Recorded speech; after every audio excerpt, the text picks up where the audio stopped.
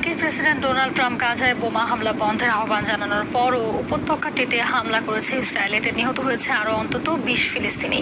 এর আগে ট্রাম্পের দেয়া যুদ্ধবিরতি চুক্তিতে শর্ত সাপেক্ষে ইতিবাচক সাড়া দেয় হামাস। এদিকে সমুদ ফ্লোটিলা থেকে আটক হওয়া ১৩৭ কর্মীকে তুরস্কে পাঠিয়েছে ইসরায়েল। তথ্যটি নিশ্চিত করেছে ইসরায়েলি পররাষ্ট্র মন্ত্রণালয়। আরও জানিয়েছেন ইমতিয়াজ আহমেদ। মার্কিন প্রেসিডেন্ট ডোনাল্ড ট্রাম্পের গাজা শান্তি প্রস্তাবে হামাসের আংশিক সম্মতির পর গাজা যুদ্ধ বন্ধের সম্ভাবনা দেখা দিয়েছে। তবে সেখানে এখনো হত্যা ও ধ্বংসযজ্ঞ অব্যাহত রেখেছে জায়নবাদীরা। তাই এবার ইসরায়েলকে অবিলম্বে গাজায় বোমা হামলা বন্ধের নির্দেশ দিয়েছেন প্রেসিডেন্ট ট্রাম্প। নিজের সামাজিক মাধ্যমে ট্রাম্প জানান, ইসরায়েলের হামলার কারণে জিম্মিদের নিরাপদে ফিরিয়ে আনা কঠিন হবে। রোববারের মধ্যে হামাসকে নিজের দেয়া প্রস্তাব মেনে নেয়ার সময়সীমা বেঁধে দেন ট্রাম্প, নয়তো হামাসকে নরক যন্ত্রণা ভোগের হুমকি দেন।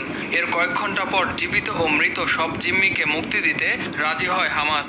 তবে প্রস্তাবের কয়েকটি গুরুত্বপূর্ণ শর্ত নিয়ে আরও আলোচনার দাবি জানায় ফিলিস্তিনের স্বাধীনতাকামী সংগঠনটি। হামাসের এই সিদ্ধান্তকে স্বাগত জানিয়ে হামাস স্থায়ী শান্তির জন্য প্রস্তুত বলে ঘোষণা দেন মার্কিন প্রেসিডেন্ট।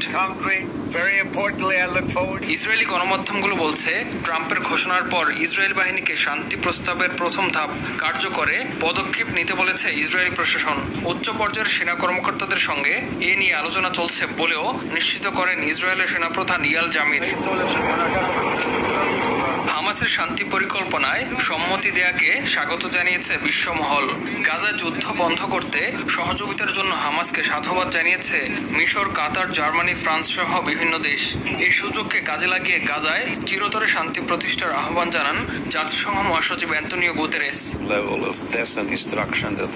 এদিকে সমুদ ফ্লোটিলা থেকে আটক ১৩৭ কর্মীকে তুরস্কে পাঠিয়েছে ইসরায়েল। দেশটির পররাষ্ট্র মন্ত্রণালয় জানায়, ফেরত পাঠানোদের মধ্যে তুরস্ক সহ যুক্তরাষ্ট্র, যুক্তরাজ্য, Italy, Jordan, Kuwait, Libya, Algeria, Mauritania, Malaysia, Bahrain, Morocco, Switzerland ও তিউনিসিয়ার নাগরিক আছেন। ইমতিয়াজ আহমেদ, RTV।